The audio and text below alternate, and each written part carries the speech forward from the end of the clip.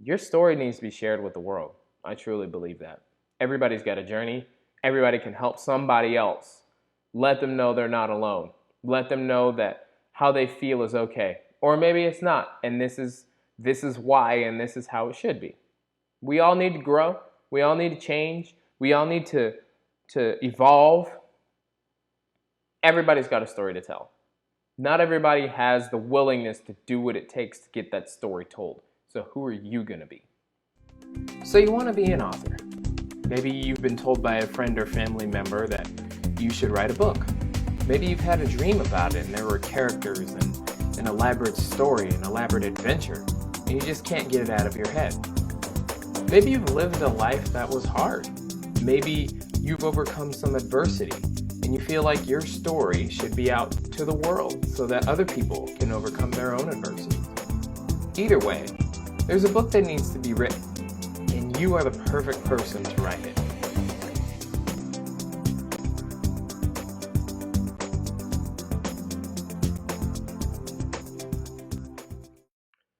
Hi, it's Jonathan with iFlow Creative, and I want to say congratulations.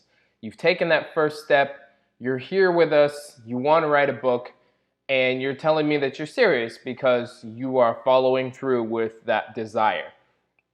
Now, I want to let you know that everything that you do from this point out is going to define who you are as an author and who you're going to be. That's the title of this training, is Who Are You Going to Be? For those of you who are new and don't know me, my name is Jonathan Miller II. I'm the creator of iFlow Creative.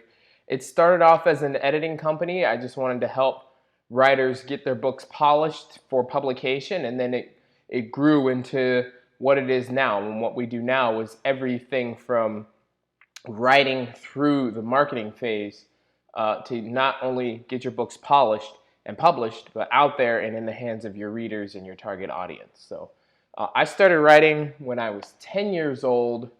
My parents got divorced, and I didn't feel like talking to my mom about it, and I damn sure didn't feel like talking to my sister about, the things that you go through when you're a boy and growing up and becoming a man.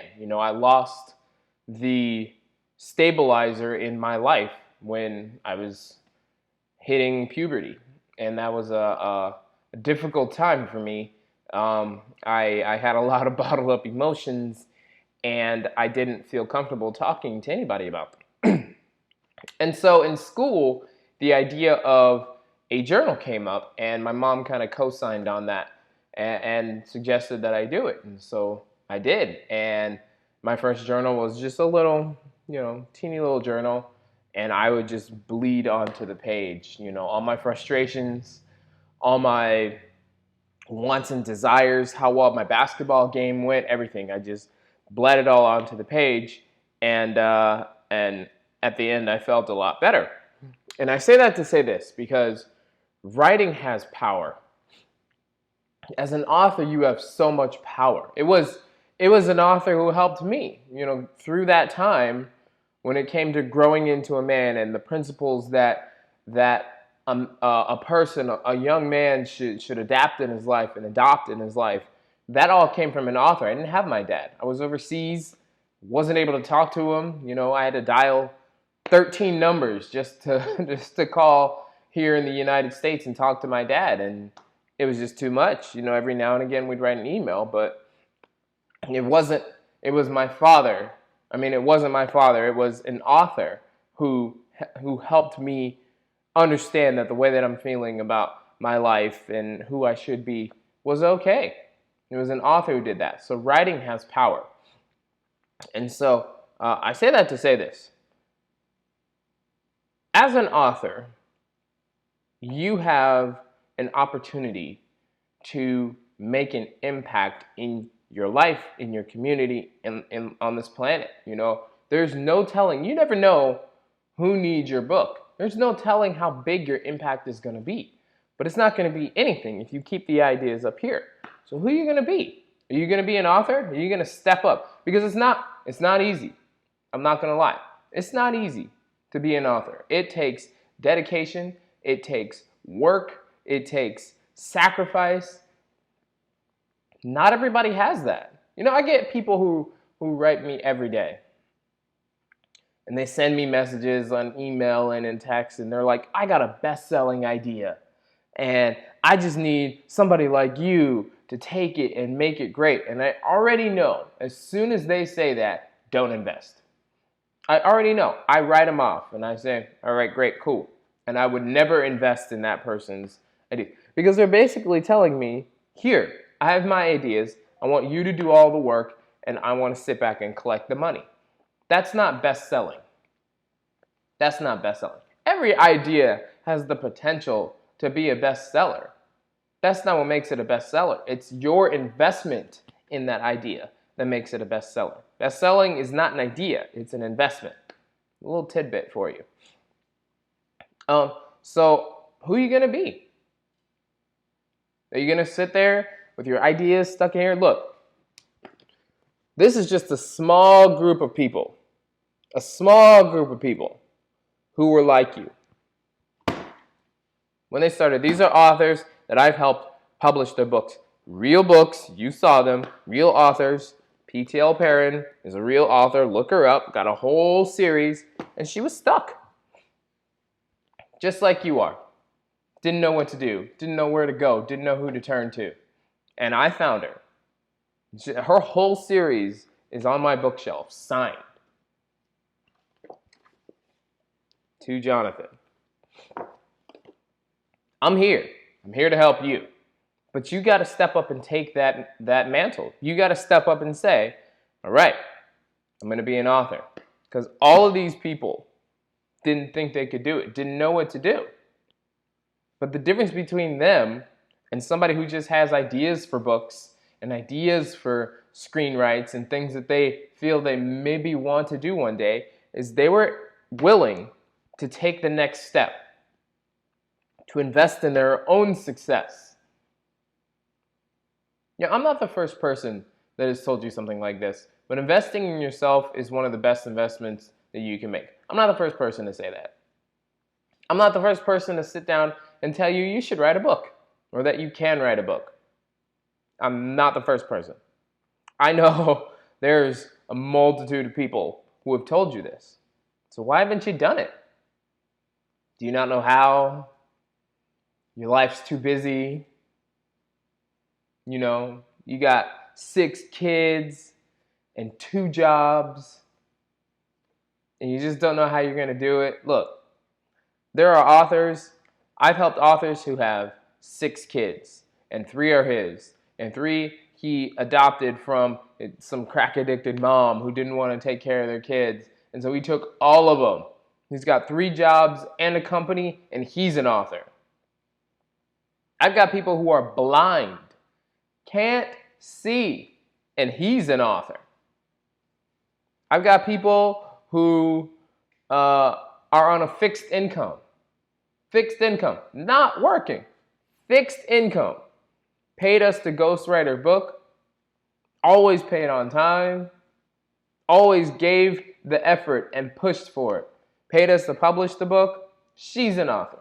Fixed income, 6 kids, blind. That's just 3 examples of all of these authors. So what's your excuse? Why are you putting the walls there? You know what I'm saying? You're like a track runner, right? You know, you ever watch track or the Olympics or something, and they get into the blocks, you know, and they get into the blocks and they're looking at the finish line, you know, and they can see it, and they're like, all right, I'm going to run faster than all of these people get to the finish line. They're not thinking, all right, I wonder how many blocks are going to get in the way before I get to the finish line. No, they'd be dead last if they started thinking like that. Because you're not thinking about the goal. You're thinking about what's getting in the way of the goal. What you put on the line is what's going to happen.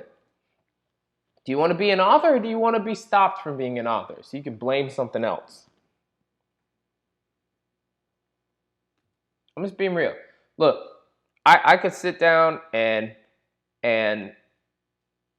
get all this fancy equipment and sit here and make it seem like writing is the easiest thing in the world to do. That's not real. I'm telling you from experience. I've been doing this I've been doing this company for 6 years. I've been writing for over 20. I got a book that was picked up by a publisher, took me 7 years to write.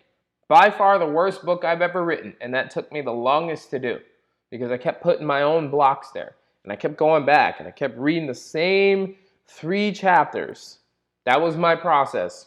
Write 3 chapters, read those 3 chapters, write the next 3 chapters, read those 3 chapters, right? It took me 7 years to get through that book. And there's other things too. Writer's block, we'll talk about that here in a little bit. Putting my own barriers there. Not having belief in myself because of what people told me. You know, I've been through it all. I've been through it all. Look, maybe it's your family. Maybe you got an aunt or a sister or a mom or a grandma who just can't seem to have anything nice to say. She's like that hater that's off in the corner. You know? Look, what I also do, I'm a singer. I also do music. And it's amazing. Like I used to have people who would come up and perform with me, and I used to do this in the beginning days myself. You'd be hanging on every single applause of the fans. And if the people who were there didn't applaud, you felt like you did a bad job. Maybe that's where you are. Maybe you feel like your readers aren't interested enough in your work. Maybe you feel like people aren't going to buy it. I know you've had somebody tell you that, you know, it's not like anybody's going to buy it. You ever had somebody tell you that? It's a hater. It's not like anybody's going to, who are you? It's not like they're going to pay attention to you. You know, why are you letting those people stop you from doing what you want to do? They're not even supporting you, so why do you care what they say? They don't know what it's like to be a creative type. You know, when you're a creative type, you bleed into your creation. You bleed into your creation, and then you present it to the world for them to have. That's your way of giving back, right? You go through all these experiences, you bleed that into whatever it is that you make, or a painting, or a book, or a song, or you know, a chair, or whatever. And you give that back to the people. And it really sucks to have those people that you work so hard to give this thing to tell you, yeah, I don't like it. Nobody's going to buy it. This sucks. In essence, they're saying, you suck, right? So what? Look, every person who does something great has a hater. Take it. I like sports. I like music. 2 of the best. I like books. We'll take 3 of the best people in the field. Let's go with music first. Bruno Mars, one of my favorite artists. He's got the moves, he's got the voice, he's got the hits, he's performing at the Grammys. And there are people in this world who hate Bruno Mars. He's making, I don't know what his net worth is, gotta be $10+ million. Doing his thing. We're singing to his song, 24 karat magic in the air. And there are people who hate him, can't stand him, will go to his shows, will pay money for a ticket to go to his shows just to boo.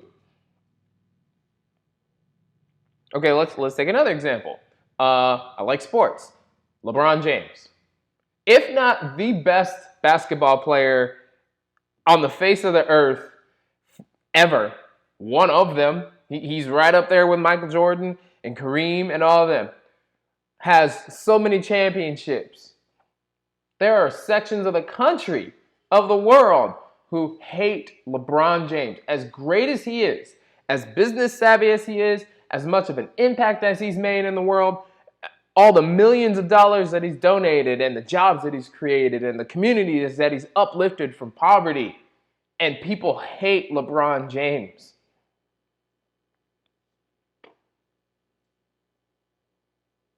J.K. Rowling. People, this woman has made movies with her books. Multiple movies. More money than anybody would have thought, besides maybe James Patterson or somebody like that. More money than anybody thought you could make as an author.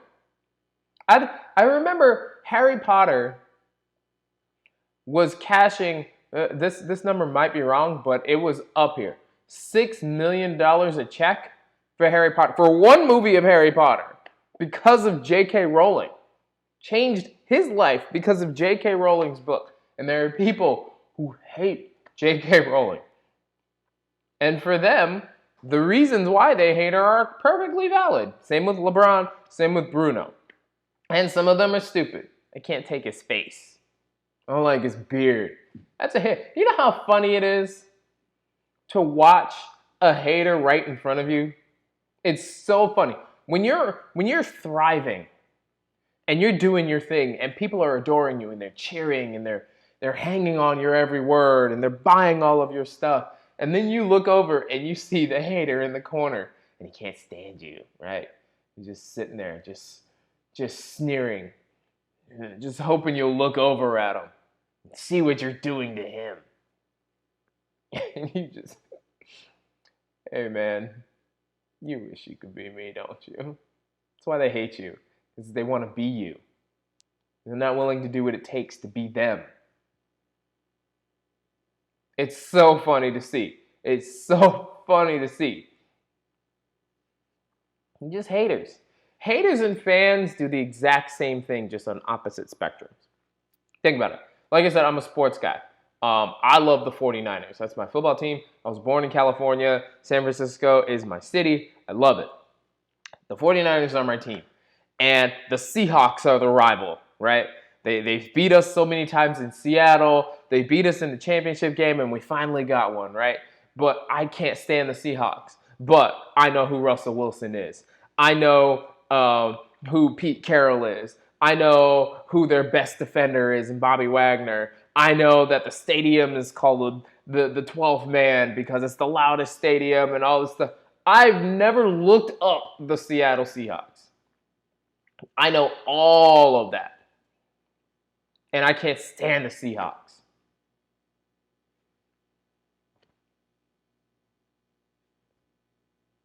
I'm a hater. But I'll still give money to go see the game when the Niners are playing. I still know all their people. I know they added Jamal Adams over the offseason, and I don't even keep up with them. My team's the 49ers. But I still know all of that. Play calls. Still giving them money. Because they're rivals. They're rivals to my guys. You got to support my guys, so I need to know about the enemy. They don't care. They don't care who I cheer for. They're getting their money. They're getting that name in my head. That's what's important. You gotta think about what's important. Is the importance whether they like you or hate you, or the importance that they know who you are? Know what you do. You know what I'm saying? So yeah. You got to understand what a hater is. A hater is a fan on the opposite side. Because they're going to know everything about you and all your movies and your books and your progress in life. They're going to know all of that. They just can't stand it because they want to do that and they can't. And they won't. And you will. That's why you're here. Right? Okay. So I want to talk about a couple of the reasons why. This is a free training. It's probably on Facebook or social media or whatever. I want to talk about a couple of the reasons why authors stop writing. Okay? The number one I already touched on, but let's kind of go into it a little bit, is writer's block. Now, there's a whole anatomy of what writer's block actually is and how it hits you and why. And here's just an example. Is that parent or friend or fan or somebody whose opinion you respected, a mentor or whatever, that just doesn't give you the encouragement that you were hoping for. And so you start to create all these ideas in your head about why you can't do what you want to do. You know, they say something like, "Oh, well, maybe you shouldn't quit your day job. Maybe this is just a hobby." And then you start pulling in stuff. "Oh, it's just a hobby. I can't afford it anyway. I'm not gonna do it. I don't have time, right? I got kids to take care of. And you just pulling in all these barriers for why you can't do something because of what one person said. Why does their opinion matter to you? Seriously. They're probably not going to read the book anyway. So why does it matter? Why does it matter what they say? You know? Now, there's also a thing where let's say you don't have that in your life, okay? Let's say everybody around you is encouraging and they love that you're writing your book and they can't wait for you to finish your book, and it's they're clamoring for it. It's something that they want. They're waiting. They're asking you every day, "When's it coming? When's it coming? Did you write? When's it coming? When's it coming? When's it coming?" And you go to sit down to write and you just can't do it. Yeah, it's just not coming to you. The characters aren't talking to you. You don't know where to start. You're just stuck, okay? Now, there is a thing when you work at something for a long time, you get introverted on yourself. You ever heard the term "he's in his head all the time"? "Oh, you're just thinking about it too much." It's a real thing. Because the last thing you want to do as a creative person is start thinking about stuff. It's the last thing you want to do, especially when it comes to your art. You just want to do it. You just want to sit down and do it. You don't want to think about doing it because then here comes the doubt. "Oh, should I write that like that? Oh, where should I start? Oh, should I take an hour? Oh, stop thinking. Stop thinking." Now, there's a process to get you out of your head, and that's a part of one of the programs that I offer because I just don't have time to go into all of it right now. It's a 2-video series on knocking off writer's block forever, not just one and done. Here's your money. Oh, next time we got to do something else. This is anytime you need it. Boom, there it is, done. Gone for good. For good. 2-video series on the WHIP Completion Initiative. I'll talk about that a little bit later.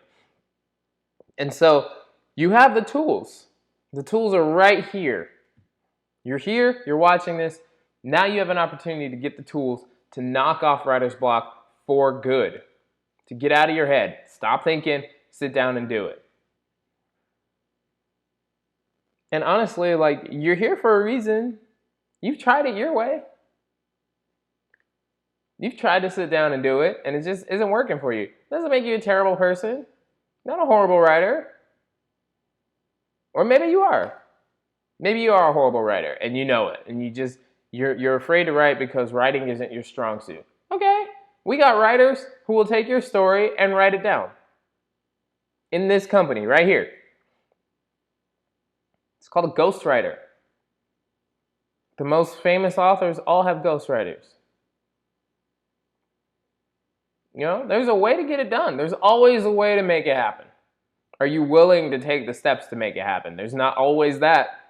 There's not always the willingness to do it, but there's always a way to make it happen. Okay? So if you're stuck, here's the writer's block. Boom, right there. Just gave it to you. If you think you can't write, we got ghostwriters. Boom, done. Next.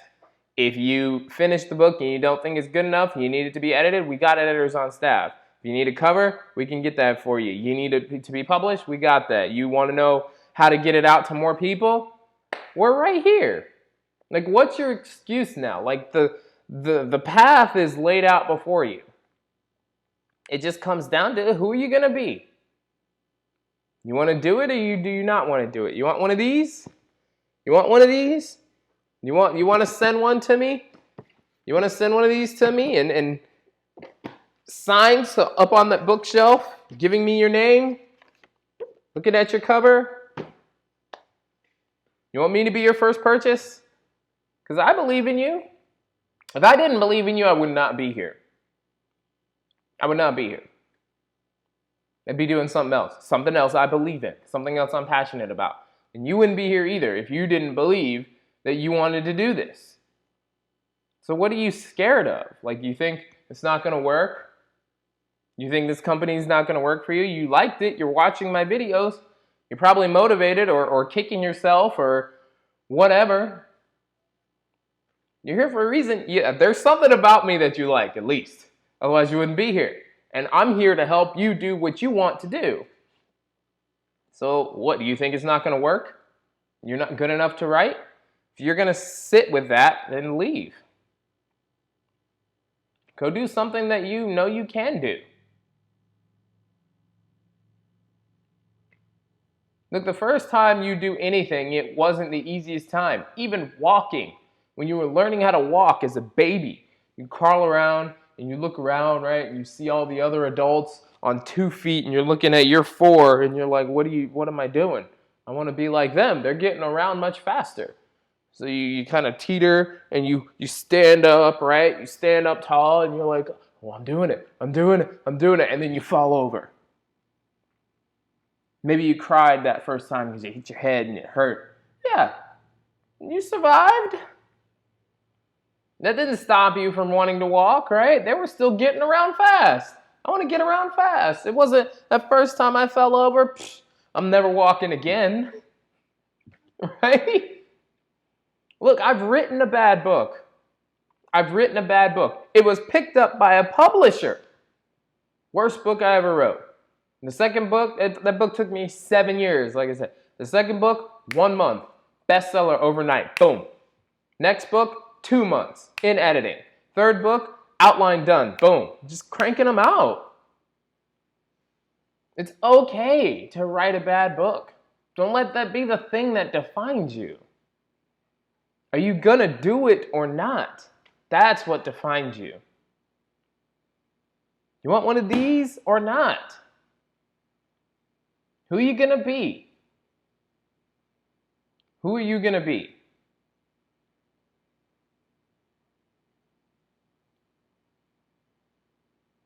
Because these guys, all of them, didn't think they could. Every single one of these authors that I'm talking to gave me a fear of something. Either they didn't think they had the money, they were scared they were being ripped off. They were afraid of what the readers were going to say. They were afraid they were going to invest and not make anything back. They were all scared of something, and yet they pushed through, and now they're here. And this is just one of their books. They have their whole series is on my bookshelf. That's my goal. I want to have enough authors with books out on their own and whole series out on their own that I need 4 other bookshelves. I want a whole wall of bookshelves. I'm going to change that. I want a whole wall to be just bookshelves with you guys' books. That's my goal. I want to be able to spend $10,000 a month on marketing to help more people like you. And so if I'm going to help you, I need to be real with you. This isn't going to happen on its own. If you're saying something like I don't have time to write, right? Let's talk about that for a second. I don't have time to write. Every day you get up, and let's say you have kids. I have kids. I have 2 kids. And you get up with enough time to get them dressed. You get up with enough time to feed them, brush their teeth, get their lunches together, take them to school with enough time to get to your job on time, right? Otherwise you get fired. Like, you made the time to do all of that. You didn't find that time. You didn't wake up like, man, I'm looking for some time to get these kids ready to go to school. Where am I going to find that? You went, okay, I need to be here at this time. I need to be here at this time. That means I need to get up here. I need to get up here. I need to take them to do this. I need to make sure that they shower and brush their teeth. And one of my kids isn't going to brush his teeth, so I need to remind him with enough time to make sure that you made all of that happen. Writing is no different. You don't find the time to write. You make the time to write. Morning or night. Everybody's got the same 24 hours on this planet in the day. And it takes 30 minutes to get something down. And I don't have Microsoft Word. Google Docs is free. You can export it to Word when you finally got the money to get it. You can get the whole Microsoft Office, all of it. I'm talking PowerPoint, Excel, Word, Access, all of it. $10 a month. You willing to invest in that? $10 a month, $100 a year. That's the one I do. $100 a year. Done. Microsoft Word, don't got to worry about it. It's there. The tools are there. And look, money, what is money to you? Like, because there are people, I know this is in the Bible, and this is probably going to make some people upset with me, but I'm just being real, so I don't give a damn. There's a scripture in the Bible that says the love of money is the root of all evil. The love of money is the root of all evil. It doesn't say money is evil. It says the love of money is the root of all evil. There are people who are willing to go through their entire lives broke because of that. Because they're afraid that having money is going to make them evil. Look, I'd rather have a lot of money and do what I want in life. I'd rather have enough money to get my kids into the school that they want to go to buy my mom the house that she's always wanted, to buy 1 or 3 or 5 cars, or build the car that I want, that I've always wanted. Wouldn't you rather do that? I love to travel. I'd rather travel to Japan or Sweden or Colorado or California to see my Niners play, or wherever I want, and not have to worry about the money and how far back it's going to set me and how I'm going to make it work and how much more hard I'm going to have to work just to make up the money that I've spent. I've lived that life already. Money's not evil. Money is a tool that you use to get the things that you need and the things that you want. It's a tool to help you survive. That's all it is. And I don't care what, because money can change.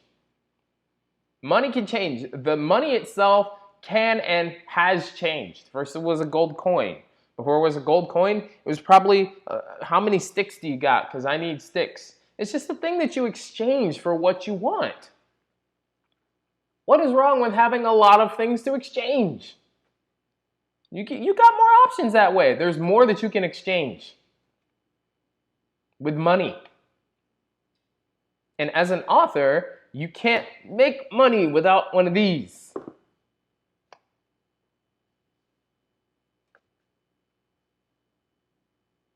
And it's not so much the book, it's the writing that's down. That's your product, the writing. The book, this makes it enticing for the readers, because now they can take something home or put something on their phone. But it's not so much the cover, it's what's inside that they want.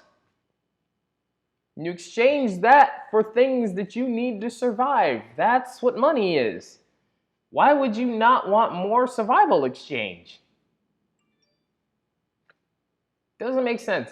People will spend their whole lives broke just because they don't understand that part of what money is. They said the love of money is the root of all evil. Money is evil because it makes people evil. And then they go, okay, well, I don't want money. I'm broke. And yet they're going to go to the shows and hate on people who have money and talk about people who are rich and how they're evil. And, Mark Cuban's on Shark Tank telling people that he's not going to invest in their idea because he's a smart businessman. You don't own the Mavericks and not be smart.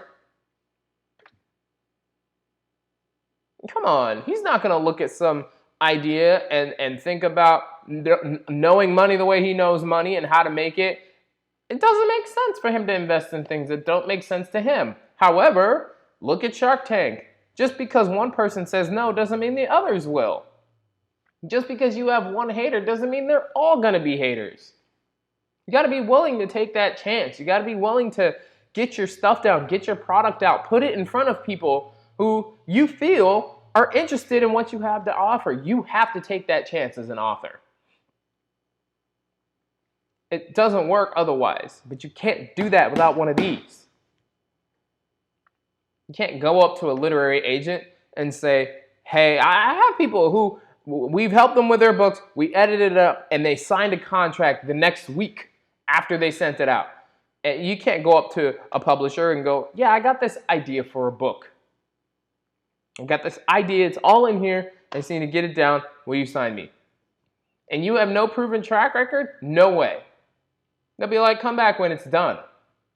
I need to see the product.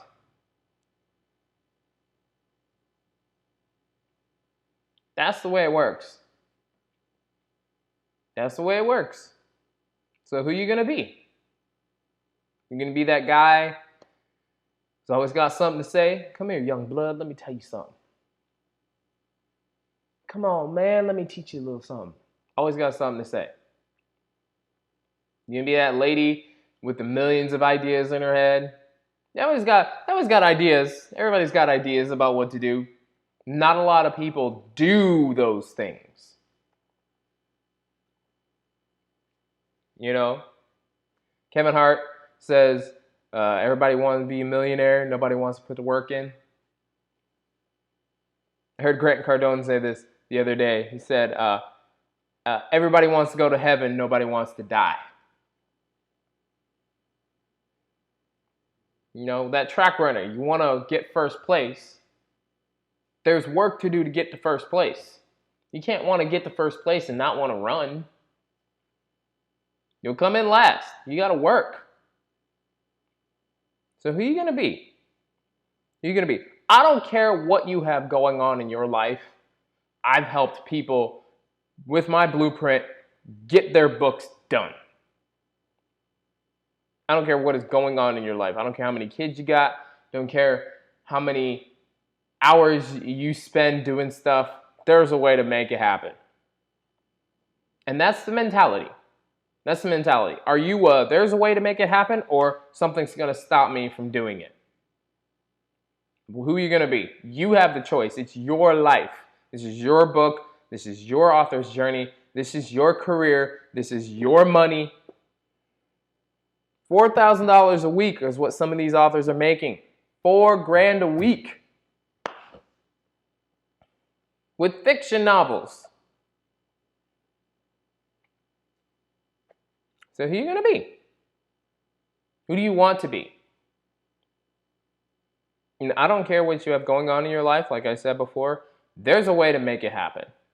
I'm here to look you in the eye and tell you we can make it happen. If you're not a good writer, we've got ghostwriters. If you've written a book and you don't know if it's good enough, we've got editors that will tell you if it's good enough. If you need a format, you want your book inside to look great, we can do that. If you need a cover and you got a cover and it's not selling, you need a new cover. We got cover artists. Like, everything that you need is right here. Forget the barriers. Forget the whys and the excuses of why you can't do it. You want to do that, go back to doing what you've been doing. Go back to doing what you've been doing. Or you can take a chance, get one of these, have another stream of income coming in, have the accomplishment of being an author. Look, let's just scrap the money for a second. Let's just forget the potential money that you can make with a book. Because I don't have to sit here and show you statistics about being able to make it as a writer. Every movie that you've seen, every TV show that you've seen, it all started with writing. So the proof is all there. You know you can do it with writing, otherwise you wouldn't want to do it. Let me just give you another scenario. What if one person in the world read one of your books, changed his life, always remembered your name and the characters in your books or the story that you wrote, and he became the best version of himself or herself that they could be? What would that mean for you? Because that happened to me. There's an author who I will always remember his name. Terry Goodkind. And the characters in his books helped me grow into this guy that you see right now. I always keep a copy of his books. The whole series. I haven't read them in